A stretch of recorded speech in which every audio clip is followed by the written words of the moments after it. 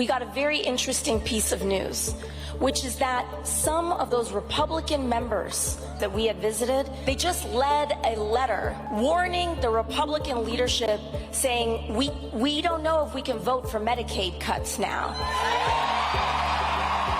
Did you know that the lowest approval ratings in history might actually signal a party's coming resurgence? In this video, I'll reveal the counterintuitive pattern showing how political parties rebuild from rock bottom. I'll share surprising historical data proving that voter frustration with leadership directly predicts future electoral success. You'll discover the 3 warning signs that signal a political movement is about to experience explosive growth. But first, let me walk you through real examples of how political chaos consistently precedes the most dramatic political revivals in modern history. Throughout modern political history, we've witnessed a fascinating pattern that defies conventional wisdom. When a political party seems to be at its weakest point, facing internal divisions, public criticism, and plummeting approval ratings, it's actually setting the stage for a powerful comeback. This counterintuitive cycle has repeated itself across different eras and political landscapes, yet remains largely unrecognized by mainstream political analysts who focus on immediate polling numbers rather than the underlying dynamics of political renewal. What makes this pattern so remarkable is how the seeds of revival are planted in the very soil of discontent. When party loyalists become disillusioned with their leadership, they don't simply walk away. They begin mobilizing in ways that fundamentally transform the political landscape. This transformation starts with what might appear to be a negative force, anger. But as we'll explore, this initial frustration evolves into something much more powerful and constructive than mere discontent. It becomes the catalyst for what I call the anger-to-action pipeline. The anger-to-action pipeline. Could voter rage against their own party actually be the most reliable predictor of future political victories? When base voters feel betrayed by their representatives, something remarkable happens beneath the surface of polling numbers. What we're seeing today with grassroots frustration isn't a sign of collapse. It's the essential first stage of political renewal. The most revealing indicator isn't approval ratings, but activist engagement.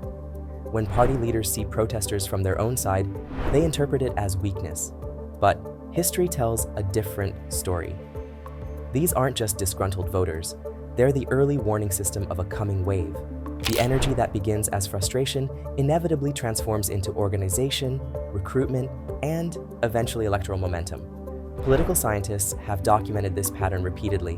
When approval ratings for a party hit historic lows largely because their own voters disapprove, it signals the beginning of what experts call the renewal cycle. This phenomenon occurs because disillusionment forces grassroots supporters to stop relying on established leadership and start building power themselves. What establishment figures consistently misunderstand is that political movements don't rebuild from the top down. They regenerate from the bottom up. Today's protesters become tomorrow's candidates, organizers, and donors. The frustration we're witnessing isn't destruction, it's the necessary creative destruction that precedes renewal. The leadership vacuum effect. Have you noticed how quickly new voices emerge when established leaders fail to meet the moment? Political nature abhors a vacuum, and the space created by disappointing leadership becomes fertile ground for the next generation of political talent.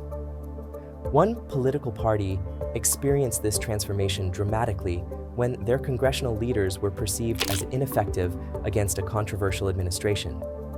While party elders calculated political risks and saw compromise, fresher voices who articulated clear opposition quickly built massive followings. Their willingness to match the base's intensity created political stars virtually overnight. What political strategists rarely acknowledge openly is that leadership vacuums actually accelerate talent development. When established figures fail to channel voter energy, that energy finds new vessels. Representatives who might have spent years working their way up traditional power structures suddenly find themselves thrust into national prominence simply by echoing the frustration voters already feel. The most significant aspect of this phenomenon is how it democratizes political power. When party hierarchies seem unable to counter opponents effectively, influence shifts from formal titles to whoever can best articulate the base's desires. The resulting talent pipeline isn't curated by party gatekeepers, but emerges organically from moments of crisis. The organizational renaissance. What if I told you that voter frustration with party leadership is actually the best fundraising and organizing tool political movements have ever discovered? Smart activists are now harnessing this energy to build infrastructure that bypasses traditional party channels entirely. The clearest evidence comes from candidate recruitment.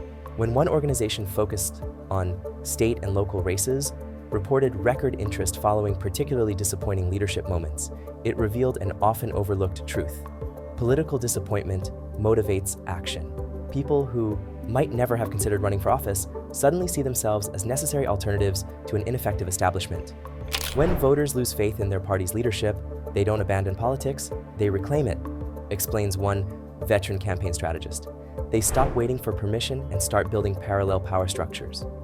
This represents a fundamental shift in how political energy flows through the system, creating numerous entry points for new talent and ideas. The most effective strategy emerging from this pattern? Treating voter frustration not as a liability, but as an organizing principle. Groups focusing on state legislatures, local offices, and pipeline development are explicitly leveraging disappointment with national leadership to motivate unprecedented grassroots engagement. Most importantly, history shows this pattern isn't just theoretical, it's predictive. The party that seems most dysfunctional today often builds the most vibrant organization tomorrow, precisely because that dysfunction forces innovation and self-reliance among its supporters. What political analysis often misses is that this cycle of frustration to renewal has repeated throughout American political history with remarkable consistency. While pundits focus on short-term poll numbers, the deeper pattern reveals that parties experiencing internal revolt typically regain power more quickly and more comprehensively than those maintaining artificial unity. This counterintuitive relationship becomes clear when examining state legislative seats, the true foundation of political power. During periods when grassroots voters expressed maximum frustration with their own party's national leadership, that same party frequently achieved its greatest gains at the state level, often flipping hundreds of seats within a single election cycle.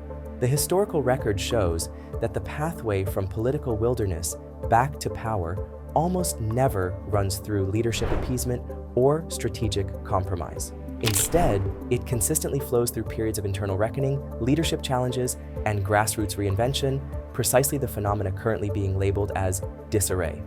The uncomfortable truth about political renewal is that party decline and resurgence follow a pattern that establishment voices consistently misinterpret. When grassroots energy challenges leadership, it doesn't weaken a political movement. It revitalizes it by forcing innovation, surfacing new talent, and building power from the bottom up rather than the top down. Today's protests, primary challenges, and plummeting approval ratings aren't signs of a party's collapse, but the necessary preconditions for its rebirth. The coming years will likely reveal, once again, that political movements don't die from internal conflict. They die from internal complacency. The battle between establishment calculation and grassroots passion may appear destructive in the moment, but history shows it's actually the essential crucible through which political movements transform and renew themselves. By understanding this pattern, we can recognize that today's apparent chaos isn't a death spiral, but the difficult birth of a potential political renaissance. If you found this analysis helpful in understanding political cycles, hit that subscribe button for more counterintuitive political insights. And share your thoughts in the comments. Do you think today's political frustration signals decline or renewal?